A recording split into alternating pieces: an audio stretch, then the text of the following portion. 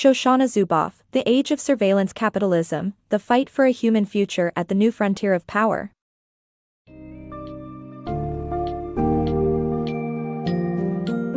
Welcome to the world of surveillance capitalism, where every aspect of your human experience is transformed into data for businesses to profit from.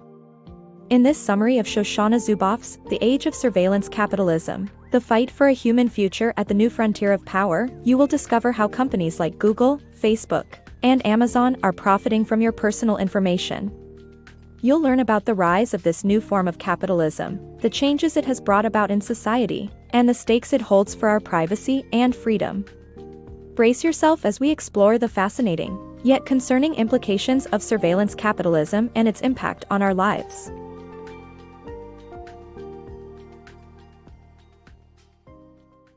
The dark side of data. In surveillance capitalism, businesses like Google, Facebook, Microsoft, and Amazon turn all aspects of the human experience into data and sell it to a variety of companies for a variety of reasons. Personal data can help businesses target ads and create predictive products, such as virtual assistants like Amazon's Alexa. Google was the pioneer in surveillance capitalism, which quickly caught on with other companies when Google's use of data to improve ad targeting resulted in a 3,590% increase in revenue in just 4 years. Facebook is the second biggest company in the market of accumulated data, selling advertisers targeting data that includes email addresses, contact information, phone numbers, and website visits from across the Internet. The Internet or digital products now mean opening the door to aggressive monitoring by unknown parties in surveillance capitalism. The rise of surveillance capitalism. In the 1970s and 1980s, capitalism underwent significant changes that loosened regulations and changed attitudes for the online age. The double movement, a system of laws and policies designed to protect society from destructive tendencies of capitalism, was dismantled as influential economists like Hayek and Friedman preached the gospel of self-regulating free market economy. This unregulated environment paved the way for the rise of surveillance capitalism, where principles of capitalism became the principles of society at large.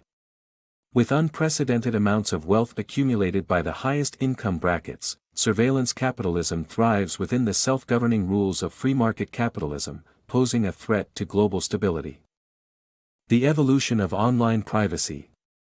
This summary highlights the transformation of early concerns about online privacy to a more relaxed surveillance approach. The Federal Trade Commission, FTC, began steps to limit personal information leaks through cookies in 1996. In 2000, legislation was almost established that would make the rules of online commerce similar to those offline. However, the events of September 11, 2001, led to a different outcome. The U.S. government created the Patriot Act and the Terrorist Screening Program, resulting in loosened regulations around surveillance. Google worked with the NSA and the CIA to provide them with better search technologies in 2003, allowing them to analyze mountains of metadata and identify behavioral patterns. Google's treasure trove of personal data became the holy grail for advertisers and law enforcement agencies. Unfortunately, cookies were still being used. By visiting the 100 most popular websites, your computer would collect over 6,000 cookies. The study also found that 83% of the cookies came from third parties, not the websites that were actually visited. Google's tracking infrastructure was found to be active on 92 of the top 100 sites. Google's invasion of privacy. Google's surveillance capitalism practices have been met with initial outrage, followed by a sense of acceptance from the public. The company's Street View, Glass, and Pokémon Go operations provide examples of how it has found ways to invade people's privacy. The advent of the Internet has given rise to concerns about privacy invasion by cookies. However, as it turns out, such concerns have fallen by the wayside over time. This is the recurring trend of surveillance capitalism, where there is an initial outcry by the public against invasive practices. Unfortunately, this eventually leads to begrudging acceptance, playing right into the hands of companies like Facebook and Google. These companies want the general public to believe that their practices are inevitable. Google Street View and Glass operations are great examples of outrage turning to acceptance. In Germany, in 2010, it was discovered that the Street View cars were scanning Wi-Fi networks and collecting personal information. Investigations in 12 countries found that Google had broken laws in at least 9. However, prosecuting cases like these isn't easy since the practices of surveillance capitalism are unprecedented, and laws that specifically address privacy and boundary issues in the digital sphere are often lacking. In 2012, when Google introduced Google Glass, a wearable technology that allowed it to see into private spaces, there was also an outcry. This led to a rebranding in 2017 with the introduction of Glass Enterprise Edition designed strictly for the workplace, where people may already have lowered expectations of privacy. Niantic, the gaming company owned by Google's Alphabet Incorporated, released Pokémon Go in 2016. The game uses a device's camera and GPS to reveal the location of virtual Pokémon creatures that users can capture. However, the game also allows Google to capture personal information in a clever way.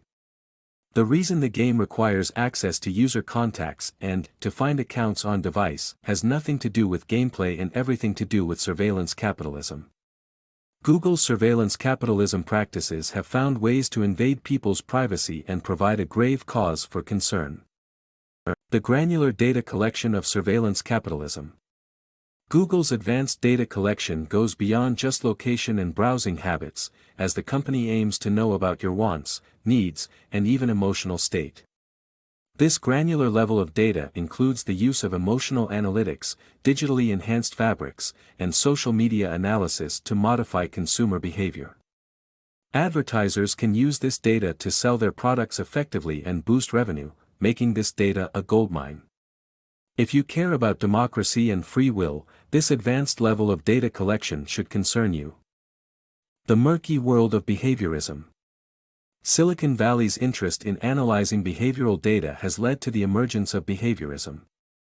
Behaviorism discards free will and advocates the influence of circumstances on behavior. Surveillance capitalists seek to identify key moments of sensitivity to increase purchase chances. B.F. Skinner, a towering figure in behaviorism, believes that every action can be explained mathematically through behavioral data. Facebook and Google have been conducting experiments and following Skinner's guidelines.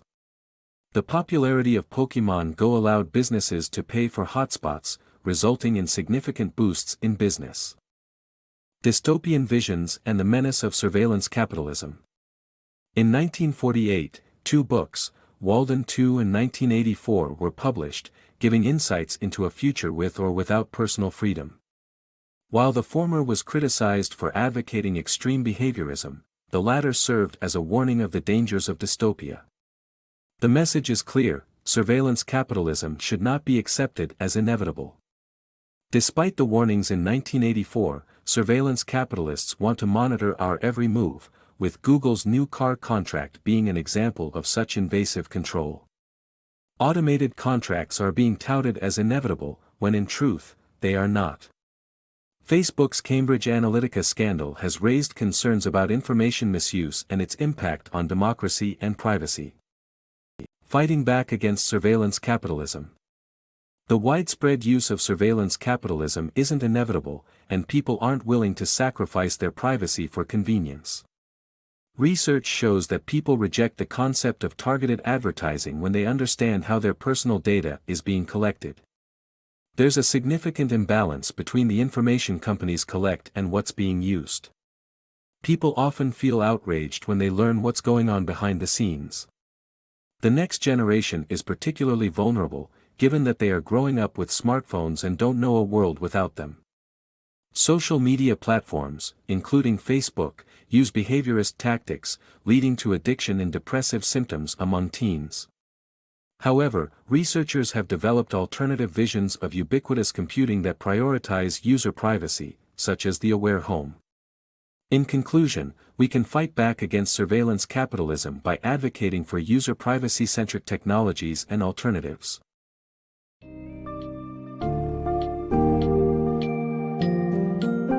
As we've seen in the summary of The Age of Surveillance Capitalism, The collection and sale of our personal data have enormous consequences for our privacy, freedom, and democracy. It is crucial to understand that surveillance capitalism is not inevitable, and people are not simply willing to give up their privacy for convenience. With a growing awareness of the true scope of data collection and its implications, we can begin to fight back and aim for a future where user privacy is paramount. There are alternative models, like the Aware Home, which prioritize user control and privacy. Let's not give up on that dream. It's time we question surveillance capitalism's unchecked power and take steps to protect our autonomy, well-being, and democratic values.